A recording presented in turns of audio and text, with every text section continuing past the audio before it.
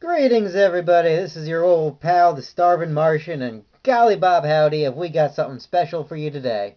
Yes, this is a doll of Ernest P. Worrell from the famous Ernest Goes To series of movies. Ernest Goes to Camp, Ernest Goes to Jail, etc., etc.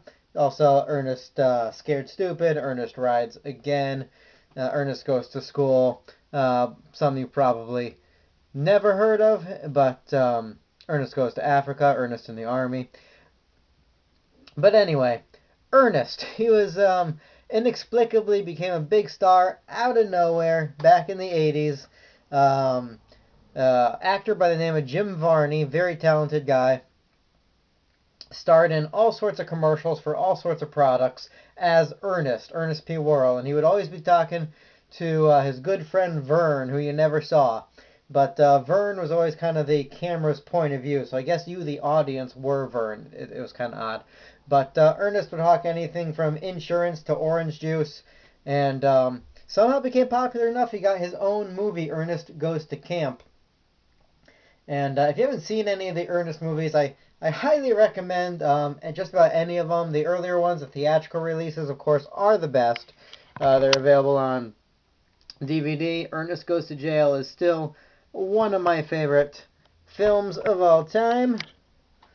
But this figure isn't actually based on any of the movies. Instead, this is based off of a TV show called Hey Vern, It's Ernest, which I have a copy of the DVD, and it's not a bad show. It's I think the problem the show had is it was marketed for really young kids, and I just think that the target age was lower.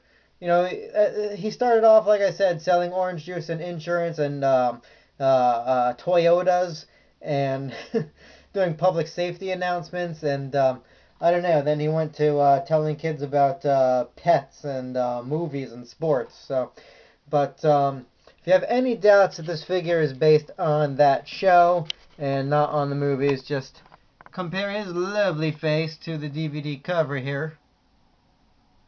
Yeah, you'll see that's exactly what it was based on. In fact, if you see one of these figures brand new, which I've seen online, the package actually has the Hey Vern, It's Ernest logo on it.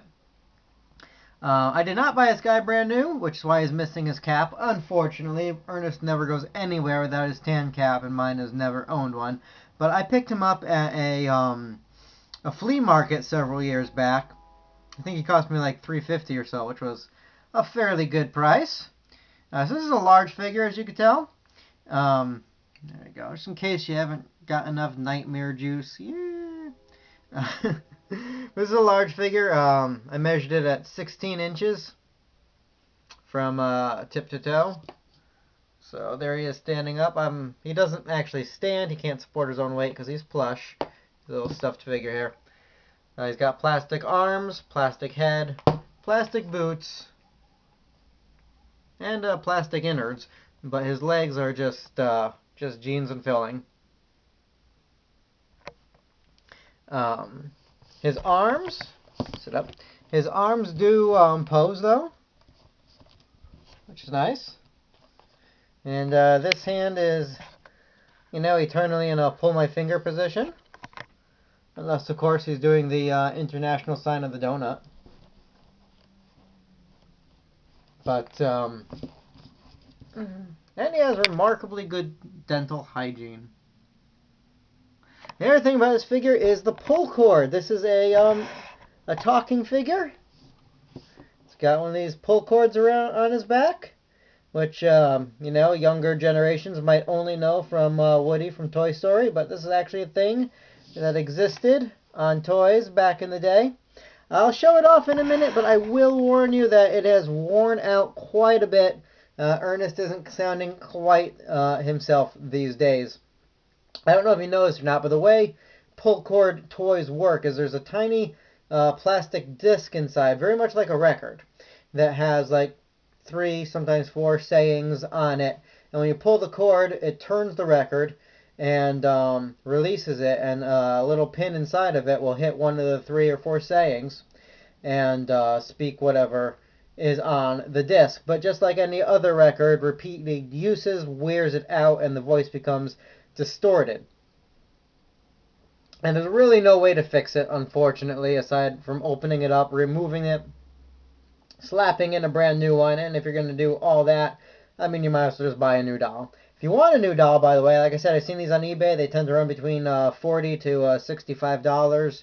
And that's why I was tempted to pick up a new one so I could get one with a hat, but I'm not paying $40 to $65 just so my Ernest can have a hat. But so let's pull back the camera a little bit as I get my hand back here, and let's take a listen to what Ernest has to say. I love you.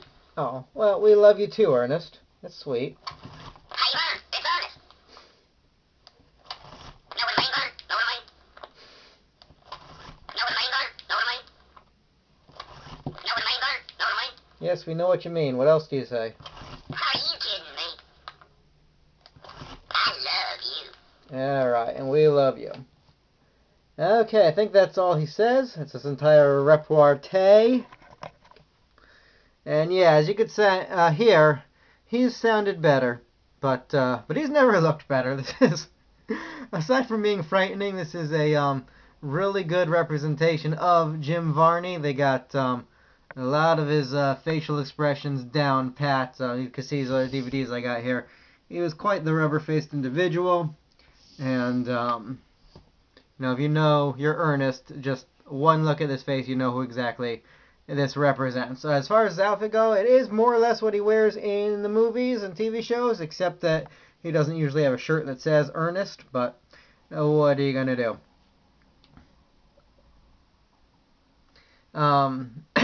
At the flea market where I purchased this guy, they were selling a very similar doll of Steve Urkel, and I did not pick that one up, but just to show you the time frame this was made, what else was popular at the time. And that was also a pull-string doll, so.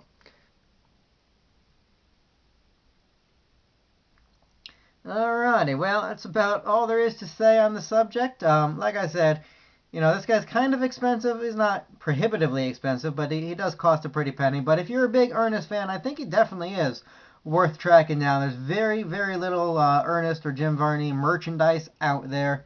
There's a couple books, obviously the movies, the DVDs. But as far as merchandise goes, this is actually one of the few pieces I know of. And so if this is the sort of thing that interests you at all, feel free to track one down. But I'm glad I was able to get mine for under $5.